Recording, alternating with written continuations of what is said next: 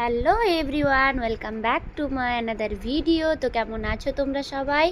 আশা করি তোমরা সবাই খুব ভালো আছো। আলহামদুলিল্লাহ আমিও খুব ভালো আছি। তো আজকে হচ্ছে ঈদের পরের দিন, আমরা যাচ্ছি ঘুরতে বটানিক্যাল গার্ডেন। তো তোমরা দেখতে পাচ্ছ আমরা বেরিয়ে পড়েছি, অটোতে উঠে গেছি। আর এখানে রাস্তার ভিউ দেখো জাস্ট কত সুন্দর, মানে রাস্তাগুলো দেখেই মন ভরে যাচ্ছিলো। রাস্তার ভিডিওগুলো দিয়ে অনেকটা ভিডিওটা লং হয়ে যাবে, এত সুন্দর রাস্তাগুলো দেখে দেখো জাস্ট কত সুন্দর। তো ফাইনালি আমরা চলে এসেছি বটানিক্যাল গার্ডেন।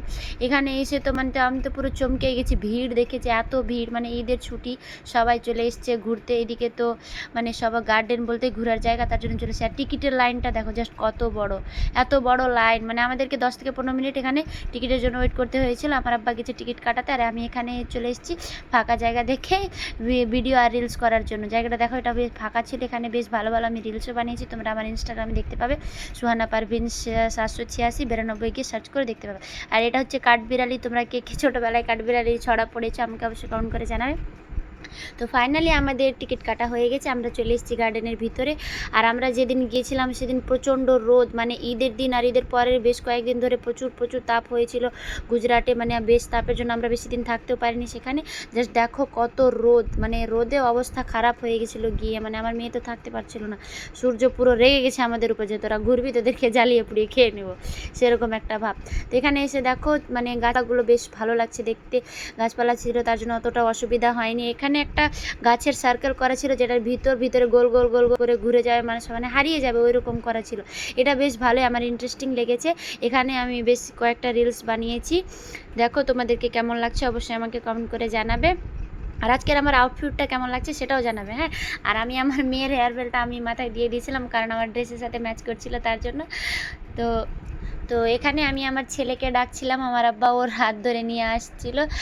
তো এখানে আমরা বেশ মজাই করেছিলাম। আর এটা তোমরা ট্রেনটা দেখতে পাচ্ছ, এটা ট্রেনটা পুরো গার্ডেনের মধ্যে দিয়ে যায়, পুরো গার্ডেনটা ঘুরে দেখায়। আমরা উঠবো ট্রেনে, আগে ভাবলাম যে পুরো গার্ডেনটা ঘুরে দেখে নিই, তারপরে যাওয়ার পথে ট্রেনে উঠবো, তার জন্য আমরা স্টার্টিংয়ে উঠিনি। দেখো গার্ডেনটা কত সুন্দর, জাস্ট মানে কি আর বলবো, এত বড় গার্ডেনটা, মানে ঘুরে শেষ, মানে একটা ভিডিওতে দেখানো পসিবল না, তাও তোমাদেরকে আমি ছোটো ছোটো ক্লিপ নিয়ে দেখাচ্ছি। ট্রেনটা ঘুরে যখন যাচ্ছে তো আমার ছেলে প্রতিবার বলছে যে নানু আমি ট্রেনে উঠবো, আমার আব্বাকে বলছিল। তো আব্বা ওকে বলছিল যে একটু পরে উঠাবে। দিনের বেলা ঘুরতে বেশ ভালো লাগে ট্রেনে, কিন্তু আমরা রাতে উঠেছিলাম, তোমরা তো দেখতেই পাবে। আর হ্যাঁ, এই যে বাস ঝাড়গুলো দেখে আমাদের চুনকিটোলা আর নাজিরপুরের কথা আমার মনে পড়ে গেল, যে এক মুহূর্তের জন্য মনে হলো যে আমরা চলে এসেছি বাড়ি। মানে বাসগুলো আমাদের এলাকার মতোই বাস, এখানে বাসের গাছও ছিল আর কি গার্ডেনের মধ্যে, দেখতে বেশ ভালো লাগলো, মানে আমাদের এলাকার কথা মনে পড়ে গেল কি। আর আমার মেয়েকে দেখো, ও তো পুরো শখ যে আমি কোথায় চলে এসেছি, সে তো একদম অবাক। আর এখানকার সানসেটটা দেখো জাস্ট অসাধারণ, দেখে তো একদম মন ভরে গেল। তোমাদেরকে কেমন লাগলো? আর আমি এখানে কাগজের ফুল হাতে নিয়েছি রিলস বানানোর জন্য। আর এখানে ওদেরকে দেখতে পাচ্ছ মেয়েগুলোকে, ওরাও এখানে রিলস বানাচ্ছে, ওদের দেখে আমিও রিলস বানিয়ে নিলাম। আর এখানে বিড়ালটাকে দেখো কত কিউট, আর আমাদের এদিকের বিড়ালের কাছে যদি যায় তো কেটে নিবে, কত শান্ত বাচ্চার মতো বসে আছে, তাই না? আর এখানে আমি এগুলো রিলস বানালাম, তোমরা তো আমার রিলসগুলো আশা করি দেখেছোই।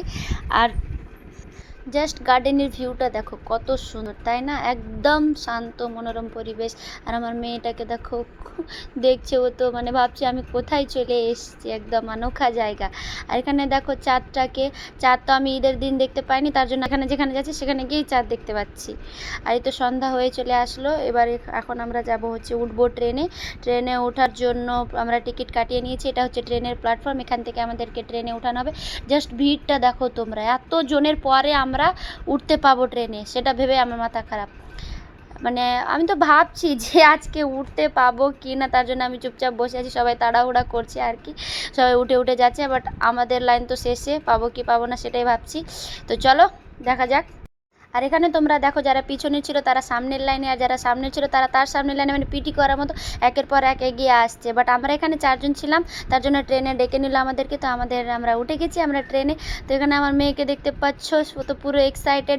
বাট কি বলবো, এখানে ট্রেনে ওঠা আমার একটুও ভালো লাগেনি। আমি ভেবেছিলাম যে গার্ডেনের মধ্যে লাইট ফাইট দেওয়া আছে, ভালো লাগবে ট্রেনে জার্নি করতে, বাট একটুও ভালো লাগেনি, পুরোই অন্ধকার। আর একে তো আমার আব্বা অন্য জায়গায় বসেছিল, সেটা তো আছে, বাট সবাই এখানে পুরো এনজয় করছিল, ওরা চিৎকার করছিল, ওদেরকে তো ভালোই লাগছিল, বাট আমাকে একটুও ভালো লাগেনি ট্রেনে জার্নি করতে। তো যাই হোক, এখানে আমি ট্রেনের জার্নি শেষ করে চলে আসলাম। আজকের ভিডিওটা তোমাদের কেমন লাগলো অবশ্যই আমাকে কমেন্ট করে জানাবে, আর আমার পেজটাকে ফলো করে নিও।